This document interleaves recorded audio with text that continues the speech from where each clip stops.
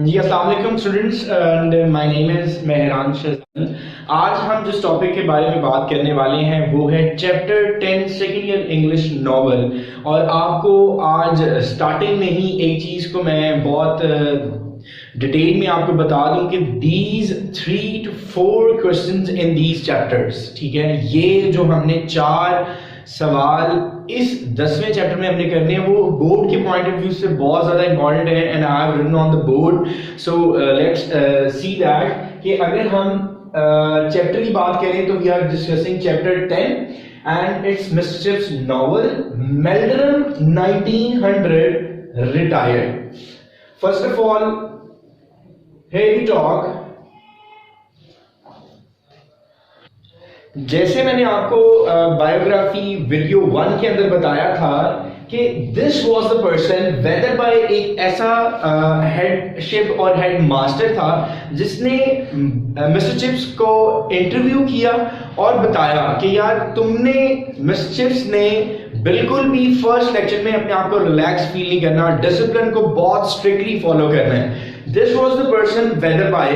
In 1870 he retired and unfortunately, जैसे कि मैंने बायोग्राफी में लिखा भी है और वीडियो 1 में आपको बताया भी है कि अनफॉर्चुनेटली वो इंटरव्यू देकर डेथ हो जाती है और उसकी अभी फर्स्ट समर टर्म की जो है वो भी स्टार्ट नहीं होती है। और उसके बाद यहां पर मेल्ड्रम लिखा है मैंने, तो जैसे ही 1870 के अंदर वेदरबाई की डेथ होती है तो मेल्ड्रम 1870 के अंदर ज्वाइन करते हैं as a headship of Brookfield.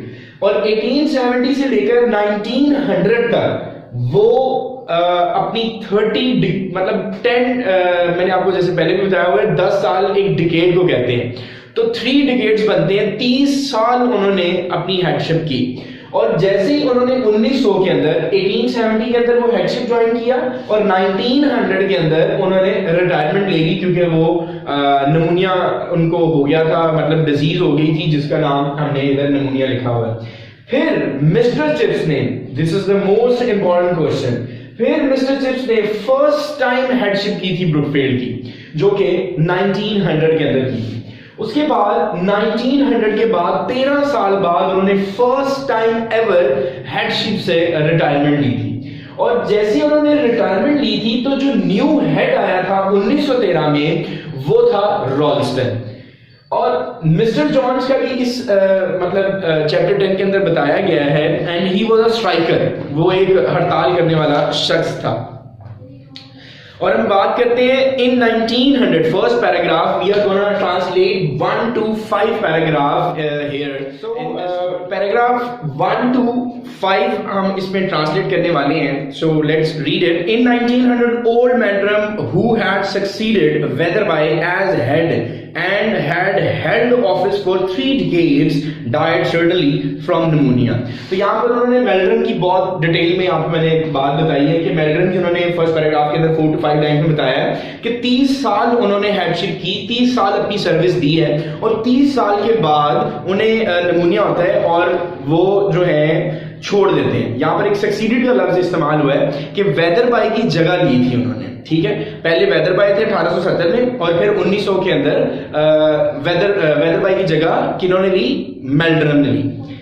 फिर लिखा हुआ है and in the interval before the appointment of a successor chips became acting head of Brookfield. तो क्या हुआ कि इस जगह लेने वाले हेडमास्टर की तकर्री से पहले दरमियानी मुद्दत में चिप्स ब्रूकफील्ड का कायम मुकायम हेडमास्टर बन गया।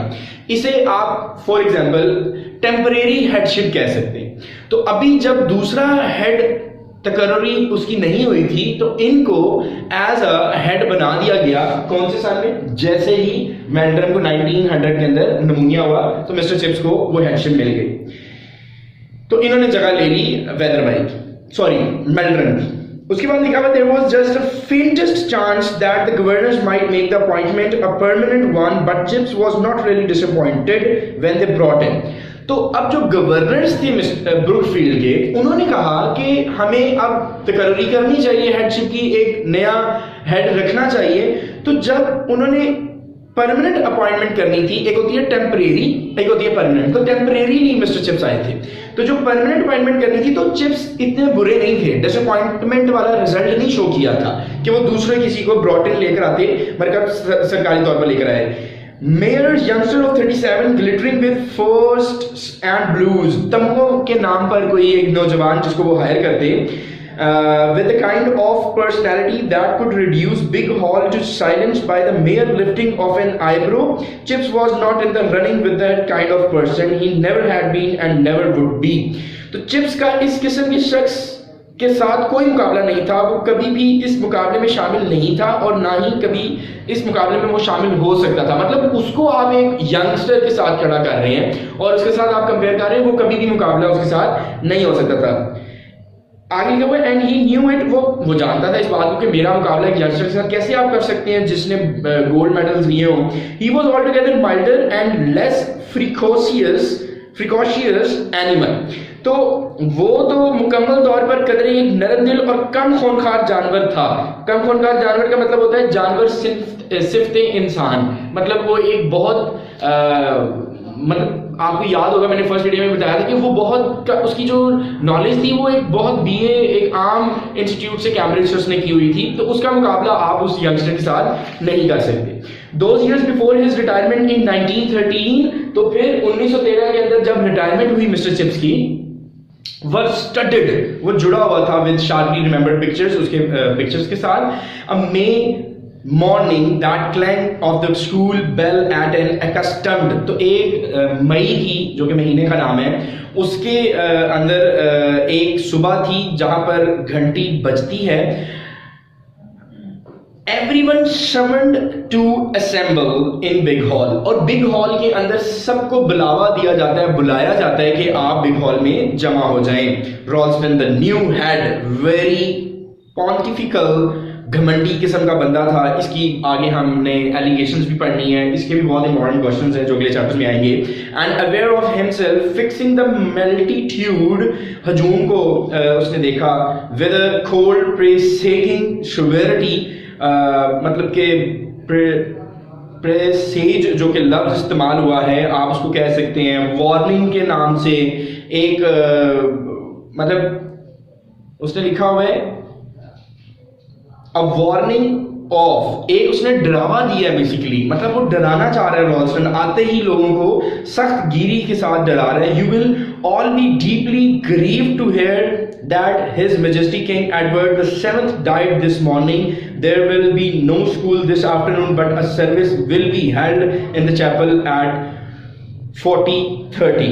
ये बात इसकी सख्तगिरी और पेशेंगोई को शो कर रही थी। ये सुनकर आप सब दुखी होंगे कि आला जा, मतलब जो कि मेजेस्टी की बात हो रही है, जो कि शान शौकत जिनकी बात होती है, हफ्तम का आज सुबह इंतकाल हुआ है। आज दोपहर स्कूल में मुकम्मल छुट्टी होगी, लेकिन 4:30 बजे चर्च में मजहबी रस्मों में बदान। तो जिनकी डेथ हुई है उनकी वजह से यहाँ पर लिखा हुआ है 4:30, इसको कहते हैं 4:30। तो उनकी रस्मात अदा की जाएंगी। चैपल का मतलब होता है, मैंने आपको जैसे पहले भी बताया कि उसको कहा जा रहा है church. A summer morning on the railway line near Brookfield, the railway men were on strike. जैसे कि हमने बात की हुई है कि यहाँ पर स्ट्राइकर की बात हुई है, तो रेलवे मैन जो था वो स्ट्राइक पर आ गया, उसने हड़ताल कर दी। Soldiers were driving the engines, soldiers spy आए हुए थे जो कि इंजन्स को ड्राइव कर रहे थे। Stones had been thrown on at trains, पत्थर फेंके गए थे उस ट्रेन पर, तो इसलिए वो भी पीछे किए जा रहे थे। Brookfield boys were patrolling the line, और पेट्रोलिंग का मतलब होता है गश्त करना, मतलब सर्वे करना, मतलब राउंड लगाना। Thinking the whole business a great fun, और वो ये वाले काम को जरा लुत्फानंदोज हो रहे थे, अच्छा लग रहा था उनको ये काम करके। Chips who was in charge, जो कि इंचार्ज थे, stood a little way off, थोड़ा सा दूर खड़े हुए थे, taken talking into a man at the gate of the cottage. Young Cricklade approached, जो एक क्रिकलेड से बात कर रहे थे, approach, please sir what shall we do if we meet any strikers. तो क्रिकलेड आगे कहते हैं कि सर हमें बता दें कि हमें क्या करना चाहिए अगर तो हड़ताल करने वाले हमारे पास सामने आ जाते। Would you like to meet one? I don't know sir. तो आपने उनसे मिलना है? तो आगे से वो लड़का कहता है मुझे नहीं पता। God bless the boy, he talked of them as if they were cruel animals out of a zoo. वो तो उन पे रहमो करम करें उन लड़कों पर, क्योंकि उन्होंने आकर पूछ लिया, और वो ऐसे पूछ रहा था जैसे कि वो चिड़ियाघर से भागे निकले हुए कोई अजीब और गरीब जानवर हों। Well have you are then can meet mister Johns, he is a striker. आप उससे मिल सकते हैं, ये जो मिस्टर जॉन्स हैं ये एक बहुत बड़े स्ट्राइकर है। When he is on duty, he has charge of the signal box। और जब वो ड्यूटी पे होते हैं उनको सिग्नल बॉक्स की एक ड्यूटी दी होती है जो कि लाइट्स ऑन ऑफ करते हैं। रेड लाइट और ग्रीन लाइट की बात हो रही है। At the station you have put your life in his hands many a time. Afterwards the story went around the school. There was Chips talking to a striker. Chips बात कर रहे थे striker से। Talking to a striker might have been quite friendly. और ऐसे बात कर रहे थे कि काफी दोस्ताना रवैया उन्होंने इख्तियार किया बात करते हुए। और उसके बाद वो कह रही थी Chips thinking it over good many times always added to himself that Kathy would have approved and would also have been amused. Chips ने कई मरतबा इस वाक़ये से मुतल्लिक सोचते हुए हमेशा अपने आप से कहता था कि कैथी इस वाक़ये को पसंद करती और महजूज भी होती। महजूज मतलब लुत्फ़अंदोज़ होती, इंजॉय करती अगर उसको ये वाक़या पता चलता। This was our 5th paragraph. Like we just have already discuss in this video कि हमने 1 से लेकर 5वें पैराग्राफ की ट्रांसलेशन करनी थी। तो मैंने आपको बताया था कि ये बहुत इंपॉर्टेंट है बोर्ड पॉइंट ऑफ व्यू से। As I have written on the board, ये मैंने जो पॉइंट्स बोर्ड पे लिखे हैं ये बहुत ज़्यादा अहम है बोर्ड पॉइंट ऑफ व्यू से, जो कि आपका 2022 के अंदर पेपर आना है। तो so be careful and stay very concentrated on these videos. जब आपको ये वीडियोस शेयर की जाती हैं या आपको चैनल पर दिखाई जाती हैं तो आप इसको गौर से सुनिएगा, तो इंशाल्लाह आपके 4 to 6 मार्क्स बोर्ड के अंदर इंशाल्लाह अप्रूव हो जाएंगे। Thank you so much. अल्लाह हाफिज़।